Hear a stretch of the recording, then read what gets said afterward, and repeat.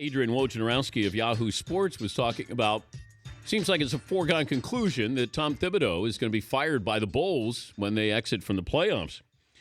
I don't know if he can win his way out of this, but Woj joins us now. Where do we stand on this situation, Adrian? Dan, this has been ongoing for a couple of years now between management and Tom Thibodeau, and the relationship has deteriorated over time, the trust. And, he's got 2 years left on his deal, and I don't know that listen, Tom Thibodeau cares about winning, and he's got a great team in Chicago. I'm not sure that he would willingly walk away from that. But this partnership has, it's gotten to the point, it's been at the point where there's no trust, there's very little communication.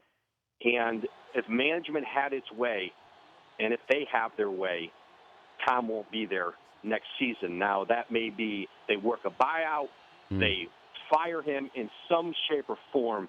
It is very unlikely that he returns. What if he wins a title? Here's the interesting thing about the Bulls. When you look through history, it has been a culture of really bad partnerships or very volatile, combustible partnerships between management and the coach. Goes back to Jerry Krause and Phil Jackson. Doug Collins, there was a lot there. And then Vinny Del Negro with this current regime between John Paxson, Gar Forman, and Del Negro in his time as Bulls coach. Jerry Reinsdorf has allowed this to go on, and they've had success. They've won in these circumstances. Could Reinsdorf look at it differently if they were to go on and win? Public pressure, people are always going to side with the coach in these situations. I think Tom Thibodeau is very popular in Chicago, and more importantly, he has the support and the belief of the players. So they play really hard for him. They've been committed through all the turmoil that's gone on there. But this isn't really about winning. This isn't really about – it's about they want their own guy, although they hired Tom Thibodeau. I know. Yeah, he is their own. Just like Vinny Del Negro was their guy, and for all the complaining they did about Vinny, you hired him, and he hadn't coached before. And I thought Vinny grew into the job and grew as a head coach and never got any credit for it. But to me, you hire a coach, you support that guy until the day you fire him, and that's not really been the culture with the Bulls. Has Kevin Love played his last game with the Cavaliers? I don't know, Dan. I think he has all year long looked longingly at free agency and the possibility of what else is out there. What the Cavaliers had really hoped for was that if he had played in the postseason and had success and had some big moments, and all of a sudden people started to look at Kevin Love differently, like, hey, he had a great Game 6 against the Bulls and got us to the conference final, and people are starting to see him as a winning player and a big moment guy, which he hasn't had those opportunities in the past. That maybe he'd feel differently about that role he has there, but none of that's going to happen now. He's out, and he won't experience any of that. And the only decision he's going to be making is based on a regular season where he hasn't embraced or loved that role that Chris Bosh. I think people appreciate what Chris Bosh did more in Miami. He sacrificed a lot and was willing to do it. Love hasn't been super willing to play that part. He's going to look at free agency. I think he's going to look at other teams. He could always opt in for another year and go into free agency next summer where there's even that bigger pool of money. But there's a legitimate fear within the Cavs that he will just walk. He's Adrian Wojnarowski of Yahoo Sports joining us, Dan Patrick Show.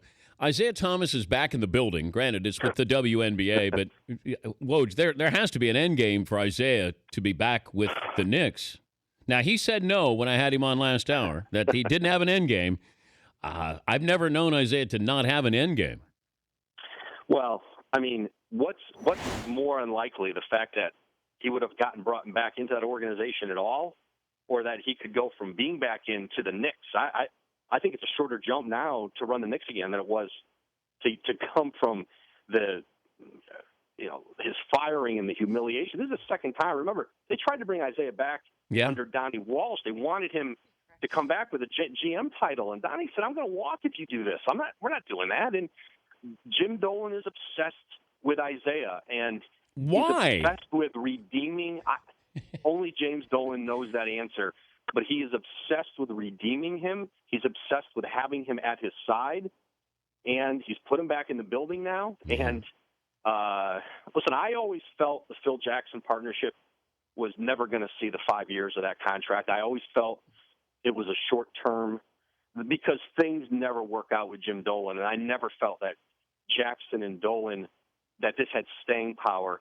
And, listen, the Knicks could get the number one pick, and they could get, franchise center, and then Carmelo comes back healthy, and they sign a couple free agents, and maybe they get back on their feet. But short of everything going right, you could see a scenario where Phil bails on this in a year or two. I can. And then all of a sudden, can't you imagine? Oh, yeah. You know what? Isaiah's just going to be the interim here for a couple months just to bridge us, and then you'll never get him out of the office. Oh, man. Billy Donovan with Oklahoma City. Did he get any assurances from Kevin Durant that Durant was in there for the long haul? No. They don't have. Nobody in Oklahoma City has those assurances. But, part of the reason Billy Donovan went to the NBA, he was ready to be done with recruiting, and he looked hard at a few jobs last summer. He looked hard at Cleveland and Minnesota, but this fit all his criteria. A great, very talented team, a GM that he really trusted in Sam Presti. Donovan didn't want to come to the NBA. He didn't need what Rick Pitino and Calipari had, which is complete control. Billy's ego is different, and I think it gives him a chance to have really a lot of success at this.